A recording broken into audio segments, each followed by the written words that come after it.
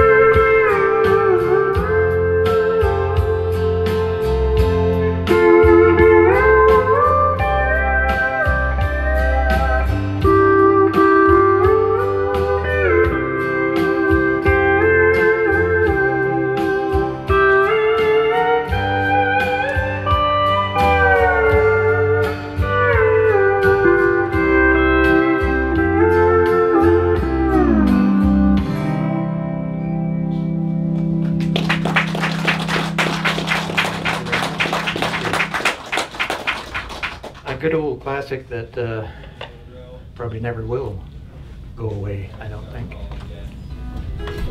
Any questions? It depends on what your learning speed is. Everybody learns at a different pace. Everybody catches onto things at a different speed than others. Younger people learn faster, but that happens with everything. I've had some people that have taken lessons that have been in their 70s and had a ball doing it. It's kind of their bucket list, one of their bucket list items, and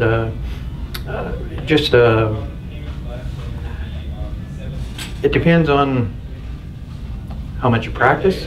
The big thing is chair time, because there's so much dexterity to learn, and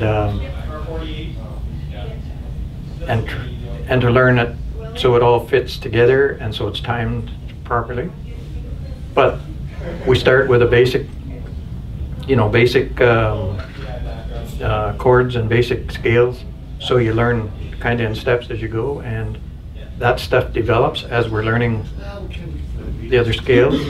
It develops when you're not realizing it really. So I try and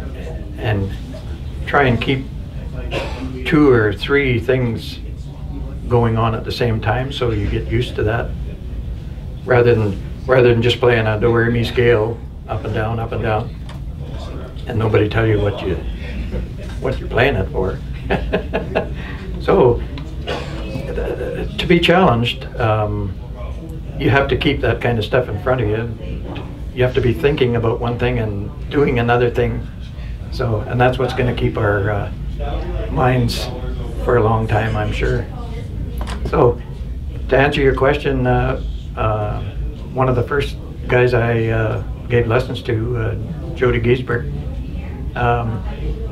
he was on the bandstand in a little over a year. Yeah. He took lessons every couple of weeks, and he's a good little musician, but he's young and he learned quick, and wasn't afraid to take it to the bandstand. That's where the big learning is. That's where you learn everything, is on the bandstand, and you can sit in your bedroom or your basement for a long time and play, and don't develop near as much as you can in one night on the bandstand. So the big thing is to get out there and do it. But everybody's different, and I have no 233, please, Evo 233. I have no rules or no agenda for anybody. However they fit into what they want to do, then that's where we go with the lessons. And lots of people will never get on the bandstand. They just want to do it for their own enjoyment. We'll learn a couple simple songs that they can take home and play, Tennessee Waltz, or something that everybody's familiar with. And so yeah, I was going to say it was a loaded question, but it was more like a loaded answer, I guess. So, yeah, everybody just learns at a different pace. What about the weight of the bar? The weight of the bar is very important. I use a 3.5 inch, 1 inch diameter bar. They make them right down to 3/4 inch, 3 1/4 inch by 3/4 inch, which are quite a bit lighter. But the tone degenerates. The lighter you get the bar and the smaller it gets, the less tone. The tone, a lot of the tone is in the bar. We were just going over that here this morning, that you hear a steel player playing vibrato, and you treat that much like a singer's voice. A singer will hit the note true, tail it off, and we'll do some vibrato to finish the note off. Well, we do the same thing with the bar on the steel. Hit the note and then tail it off and finish it off with a vibrato. But the vibrato is not just moving the bar up and down. What that's doing is putting the chord out of tune, in tune, out of tune, in tune, and not good for singers when you're doing that. So the technique we use for the bar is to just hold it between these 2 fingers, and when you roll it, the bar automatically just goes back and forth like this, so it keeps the root note of the chord in tune. The middle of the chord is in tune, the top is out of phase a little bit, the bottom's out of phase a little bit, but not out of tune. It's just it just gives it a nice, sweeter sound. I'll just demonstrate the difference. I'll do the sliding one first. And it's kind of there, but it's not vibrato, it's just in and out of tune. If you roll the bar, it never goes out of tune, it's always in tune. So you hit the note true first.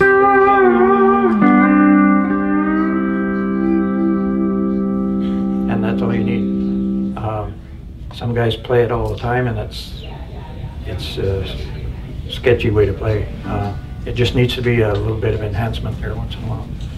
But the bar, the biggest bar you can handle, the better tone you'll have. And you have to keep them polished too. If they get scratched, then that scratch will drag on the string and make a zing sound. So I use a flat stone with a 4000 emery, and I take the scratches out, and then I polish with ruby red polish. About once a year, sometimes twice a year, depending on how rough I get playing, I guess. Not much of a rock and roller, so. Okay, any more questions?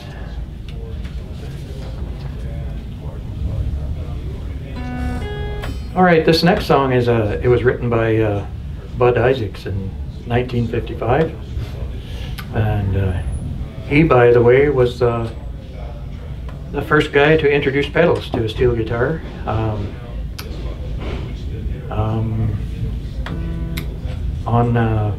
What's his name? I had it here. Webb Pierce come out with the song Slowly in 1955, and they recorded it the first time a pedal had ever been used on a steel guitar in 1955. And, well, the rest is history, because there's pedals everywhere now. Everywhere you look, there's pedals. So, anyway, he wrote this song. It's called Bud's Bounce, and what I'll try and do is demonstrate some C6 sound in it.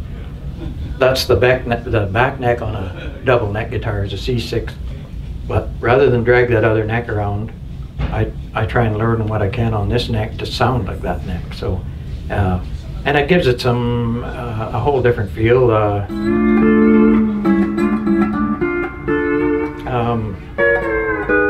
Sounds like the back neck, but with some E9 mixed in with it. And this is a peppy little tune. It takes some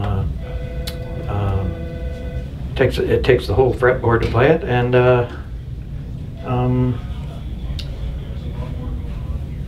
makes you pay attention when you're playing it.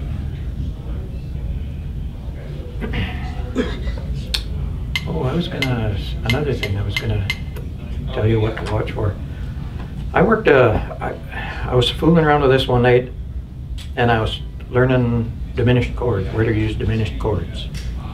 And in this song, I put a diminished run in that uses an octave and a half of the neck, and it fits every place.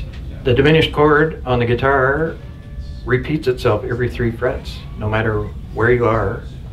Every 3rd fret is that diminished chord again. So it just makes it fit so perfectly in there.